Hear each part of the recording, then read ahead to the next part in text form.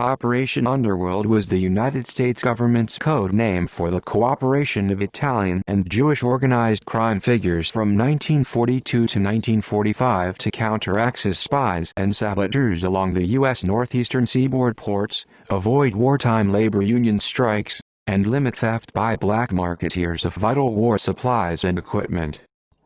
In the first 3 months after the attack on Pearl Harbor on December 7, 1941, the U.S. lost 120 merchant ships to German U-boats and surface raiders in the Battle of the Atlantic, and in February 1942 the ocean liner SS Normandy, a captured French ship that was being refitted as a troop ship in New York Harbor, was allegedly sabotaged and sunk by arson in the port of New York. The Mafia boss Albert Anastasia claimed responsibility for the sabotage.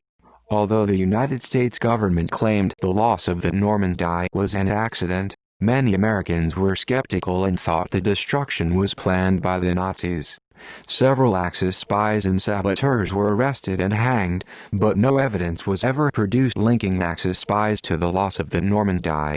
After the war, Axis records claimed no sabotage operation had existed and no evidence has ever been produced on the Allied side to indicate there had been underworld sabotage.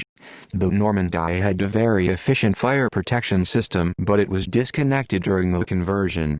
With sparks from a welding torch, Clement Derrick ignited a stack of life vests filled with flammable kapok. The fire quickly spread and eventually so much water was used to put the fire out that the ship became too heavy. The ship's designer Vladimir Yurkevich arrived at the burning ship to offer his expertise and was barred by harbor police. His idea was to enter the vessel and open the sea cocks which would flood the lower decks and make the ship stabilize. Then water could be pumped into burning areas without the risk of capsize.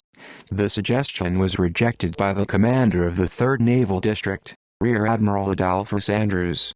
Nevertheless, fears about possible sabotage or disruption of the waterfront led Commander Charles R. Haffenden of the U.S. Navy Office of Naval Intelligence, ONI, 3rd Naval District in New York to set up a special security unit. He sought the help of Joseph Lanza, who ran the Fulton Fish Market, to get intelligence about the New York waterfront, control the labor unions, and identify possible refueling and resupply operations for German submarines with the help of the fishing industry along the Atlantic coast. To cover Lanza's activities, he was suggested to approach Charles Luciano, who was an important boss of the 5 New York Mafia crime families. Luciano agreed to cooperate with authorities in hopes of consideration for early release from prison. Luciano was in Dannemora at the time, serving a 30 to 50-year sentence for running a prostitution ring. For his cooperation he was moved to a more convenient and comfortable open prison in Great Meadows in May 1942. Luciano's influence in stopping sabotage remains unclear, but authorities did note that strikes on the dock stopped after Luciano's attorney Moses Polikoff contacted underworld figures with influence over the longshoremen and their unions. In 1946 Luciano's sentence was commuted, after serving 9.5 years, and he was deported to his native Italy. References: Campbell, Rodney, 1977. The Luciano Project. The Secret Wartime Collaboration of the Mafia and the U.S. Navy, New York. McGraw-Hill, ISBN 0-07-009674-0 Newark, Tim, 2007. Mafia Allies. The True Story of America's Secret Alliance with the Mob in World War II.